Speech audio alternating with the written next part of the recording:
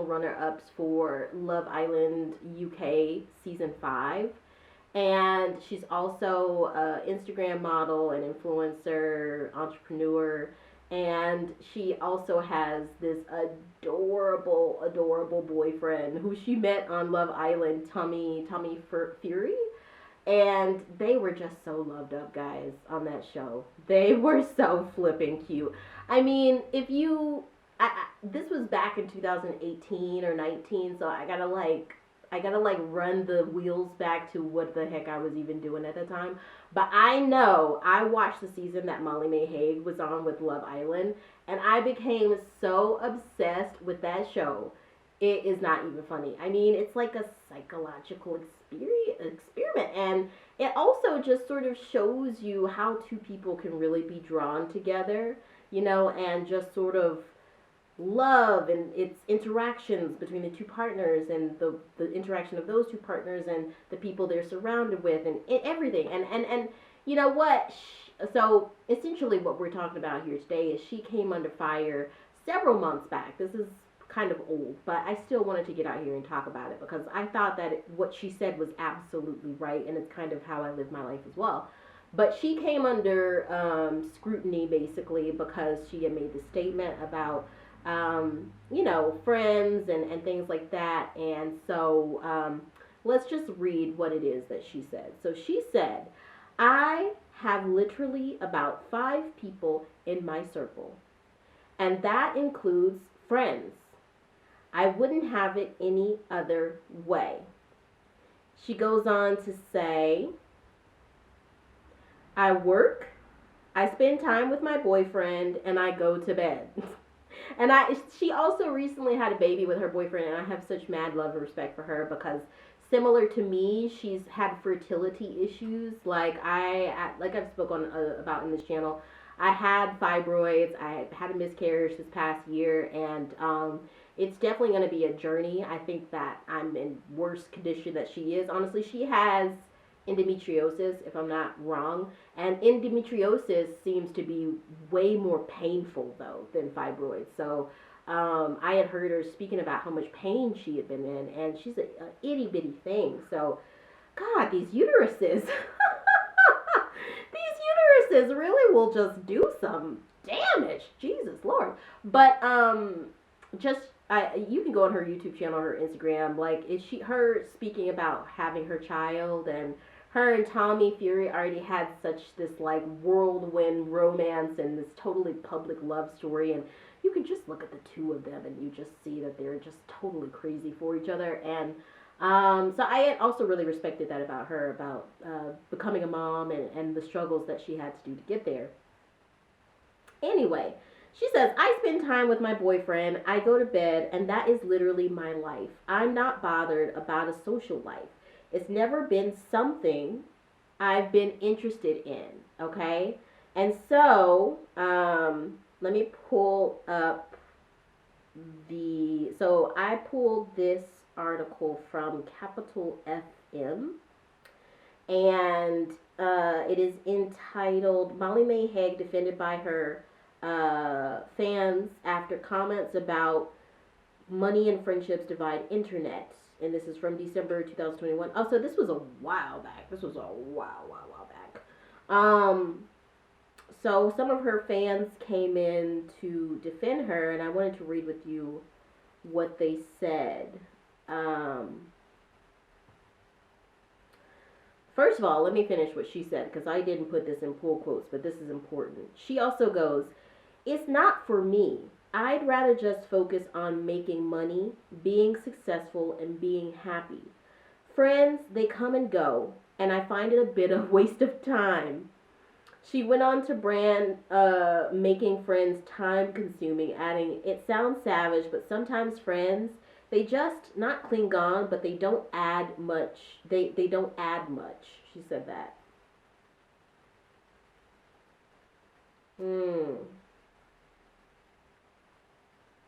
Right. So here's basically what some of the internet said. So one person says, I can't think of anything worse than being really rich but having absolutely no solid friends. OMG.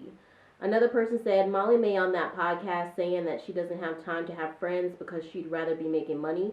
Friends don't add anything to my life. What a horrendous way to live your life. Um, Someone else said, it's not that deep. She's obviously been burnt by people around her and is super career focused. I think it's great that a young woman is so openly honest and about how career focused she is. Okay, I don't know what this is. Maybe I'm too old and stupid to understand, but someone says NGL. I guess that's one of the internet codes. NGL, this is twisted. She basically said that she has a small circle and doesn't need unnecessary people in her life. Kind of puts out a good message that it's okay to have a small group of really good pals rather than trying hard to fit in with everyone. Okay, so let's talk about this.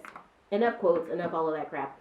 So the thing is from the very beginning, I almost fell in love with Molly-Mae's genuineness, because you would look at pictures of the girl and you would think, oh my God, she's got to be so superficial and mean, and I can see how I wouldn't necessarily think that, because I try not to judge a book by its cover, but I can definitely see how people could look at her just whole look, her whole vibe, and immediately be like, oh, well, you know, she looks like she's a total bitch, you know, she looks like she's a mean girl.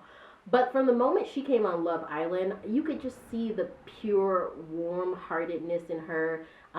Just jovial, fun going, easygoing, happy-go-lucky, but also very real. You know, a lot of the women on that show, on Love Island, I have seen tend to sometimes try and form strategic alliances. Some of them, not all of them. A lot of them really form really, really nice friendships that last after the show. But a lot of them will see, oh, if I can get another woman booted out, you know, I can just act like a crazy, busty, beautiful vixen coming up in here being the new chick, and I can just kind of get rid of some of the other ones. And she never took on that mentality. She was always really there for the other women. If other women were going through, stuff with their romances and their matches on the show and stuff, she was always really there for them. And I just remember watching the show, being so in love with her bubbly spirit, and then like going back and hearing her say, "Oh, I'm an influencer." Because the first time that I saw it, you hear influencer all the time, and I feel like back in 2018, 19, whenever that was out, it was even then still more rudimentary than it is now. Like, social media has just exploded with so many different models and influencers and all that stuff. And so I don't think it even really clicked to me that she was like the real deal until I actually went and looked at some of her her modeling shoots and her Instagram page. I was like, oh, she's like a legit model. She's absolutely gorgeous, and she really knows how to work the camera.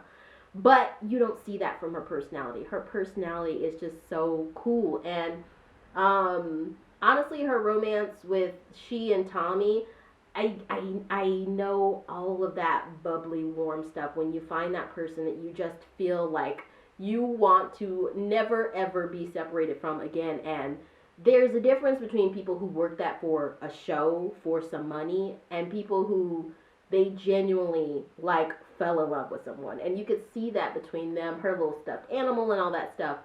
So I just want to get that out the way. You know, like, I could see I'm a very good reader of people. I could see early on this chick was actually someone who was really, really cool. Okay. Beyond that, you know, I feel like we have convinced ourselves so much, or tricked ourselves into thinking that our online life is reflective of our real life. You know, people will just go on social media and post pictures with a new person every single weekend. You know, like, oh, posing with people at a club every single weekend. But does that mean that you're really on a close friendship level with all of those people? Does that mean that you can literally pick up the phone anytime, call that person, and you know either they're going to answer or they're going to get back with you because they're that good of a friend? Can you call up anybody and say, I need to go to the airport, and they're going to come get you and take you to the airport? All of those people that you post pics with, can you say that they have been to your baby's christening? Can you say that they have attended a funeral with you? Have they held you when you've been shaking and crying because something happened? You know, I don't know, your boss made you cry, or, you know, your boyfriend broke up with you, whatever. Those people that you post those pictures with, this sort of idealized view of your life that you present to the world, is that really who you are? No. Nobody presents 100% of who themselves are on social media, okay? And just because you're rich and famous does not mean that you are without issues, without problems. And that seems to be something that social media really, really, really doesn't seem to grasp. I mean, it just like, I don't know if people are losing all sense of their humanity or any sense of what the universe that exists outside of phone screens and YouTube screens. But I would say that I feel her on that. My circle is quite small as well. I mean, now, I know tons of people. Tons. Just in my family alone. I mean, I'm the 8th child of 8 children. I like, just in my family alone, nieces, nephews, cousins, all that crap. Huge family. Just in my family alone, I know so many people. Just people from college, from university, from elementary school, from camps, summer camps, and you know, student leadership committees. Yes, I know tons of people, but are those people in my close circle? No. I can sit here and count for you probably like, okay, I'm going to count on my hand. I'm not going to say the names because I don't want to call anybody out. But, I mean, obviously we can start with my mom, okay, because she is probably the most important person in my life outside of my husband. My dad's passed. My husband.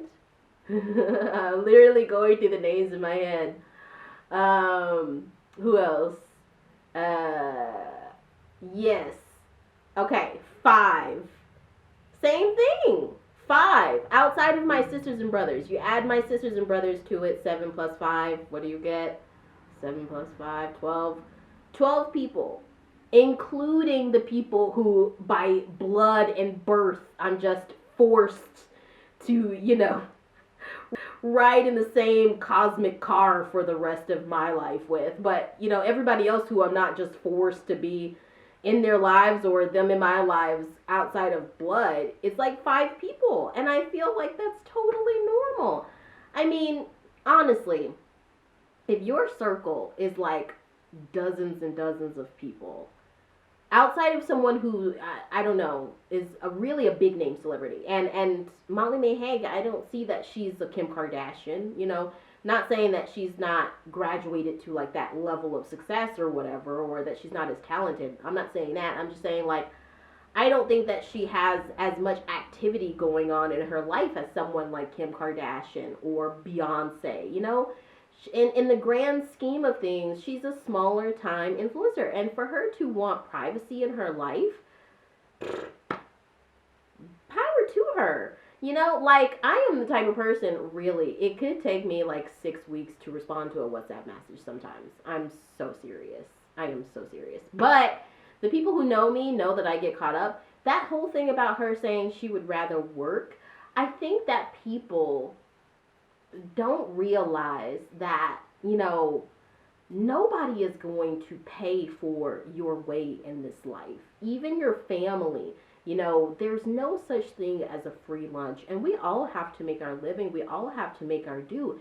And I feel like people get so caught up in their feelings. I get this with a lot of my friends and family as well, because I feel like I'm a person like that. I'm kind of a private person, and I also don't pay much attention to social media. Like, I'm the type of person, I would rather live my life in real life. You know I am on you, the irony of that. I'm on here talking to you on a social media platform, but outside of my actual content creation, like, I don't want to let social media completely occupy my life. I'd rather go out to a park, to a gym, to the mall, to a restaurant, hang out with my friends, you know. And okay, we can document that, but, you know, aside from that, I think that it's highly, highly overrated. This just sanitized trying to show this perfect life instead of going out and trying to live it, you know. So I definitely get that, and I feel like I'm there with her. Like, I would rather make my money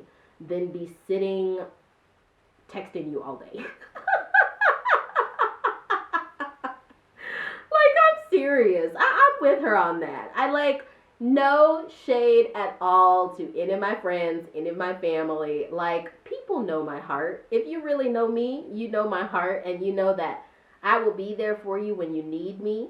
I will fucking I will go out of my way to be there for you. You know, I will literally give you the clothes off my back. If you need to talk through something, I'm the person who you're going to come to because you know I'm going to be sensitive around your feelings, especially if it's a really fragile subject. I really am that friend, but I keep it with a closed circle because if not, it turns into a okay. How can you scratch my back? I'll scratch your back. How can you scratch my back for me if I scratch it for you type thing? And you know what? It's like some people just are selfish. I really do think so. I feel like this new age of social media has bred a whole bunch of selfishness. And it's got to be okay for you to sometimes say no. And it's got to be okay for you to focus on making your money, stacking your money up, doing your passions, doing your dreams, and, you know, like not getting persecuted because you're not texting somebody. I mean, if somebody is texting me all day, every day, expecting me to text back in within 2 minute time periods, I look at that person and I say, you really must not have much to do. Because I have a lot to do. And, you know, just pick up the phone and call me if it's that serious. You know, I really think that comes with me being an older millennial too, because I come from the age of like the actual cordless phone, you know, like that cordless phone, take it out on the porch with you, somebody's calling, you know, like we actually called each other. If you need to talk to me, like us, and I'm not going to text back very frequently because I got other crap to do. I'm running a business. I have a job. I have chores around my house and projects around my house. I have my YouTube channel. I have my other, you know, responsibilities to friends and family. You know, like if somebody is just sitting there and they're judging you because you're not texting back within a 2 minute time frame, like seriously, you know that I'm not a great texter. If you sitting there and you stretching out this conversation for like 3 days, because you know I'm not gonna respond back extremely quickly, and you don't just pick up the phone, I really don't understand. I really, really don't understand. I think there's a lot of social anxiety to it. And so I think that that's what this reaction was all wrapped up in. But I think that Molly-Mae Hague, like Hague, really taught us something important. And that's like, it's okay to put yourself ahead of these expectations that we have in this day and age. And I completely agree with her. But I want to know what you guys think in the comments. So please let me know down below. And I will see you in my next video. If you have not already, please remember to go ahead and click the like and subscribe button. Hit the bell so you know whenever I post a video. And I'll see you next time. Okay, bye. Bye.